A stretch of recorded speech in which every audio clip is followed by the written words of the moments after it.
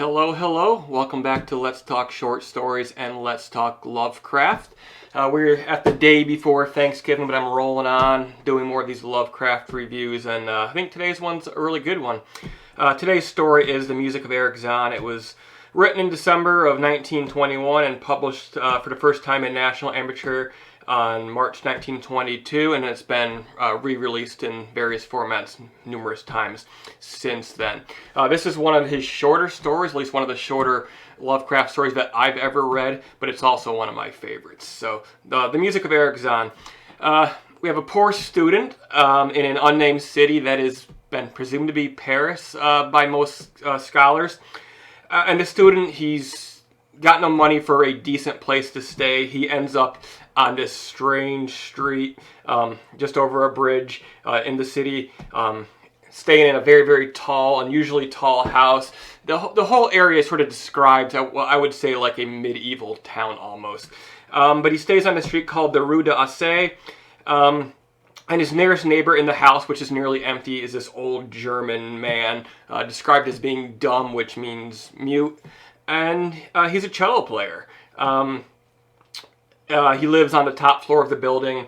Our narrator was living a couple stories below. And the old cello player plays sort of an undescribable music that our narrator finds intriguing.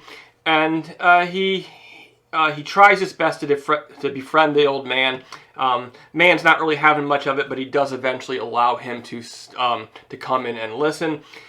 And our narrator is intrigued by the music. It's just otherworldly to him. It sounds like nothing he can describe, nothing that relates to any sort of music that he's ever heard. And that is a common theme in Lovecraft, where things are sort of so out there, so bizarre that it can't possibly be from human origins. Nevertheless, this old man is playing on the cello, and it's sort of blowing our narrator's mind. It's a very short story, and Lovecraft sort of said that he sort of it's one of his favorites, while some of the critics were saying he almost pulled back too much. But I think it's his restraint in this story that makes it so great. There's a lot of vagueness, a lot of ambiguity, but ultimately, one night while listening to the old man play, a wind comes through the one window overlooking the outside of the house, blows out the candles. Our narrator goes to the window, which has been shaded, and the old man advises against looking out. But he's expecting to see the lights of the city, but instead he finds just pure blackness, sort of an abyss of unformed nothingness, primal nothingness. He's of course sort of taken by this. He's frightened by this. He immediately, runs and leaves this area. Years later, recounting the story, he's unable to find this street. It's almost as if it's never existed, and nobody knows about it. Nobody will speak of it, and it's sort of the trauma of it, as again is common in. Well, not just in Lovecraft, but in horror in general. The trauma of it sort of defines his life for many years afterwards.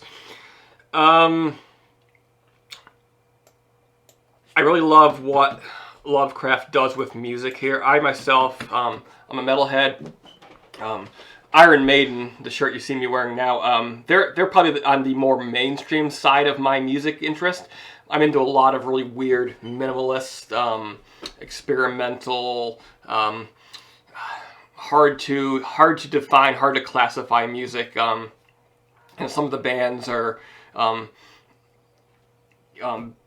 unknown by most people who are outside of the scene, and many times only a few hundred copies or a few thousand copies of the albums were ever sold, and so I can sort of relate to sort of that being captivated by the weirdness of it all. I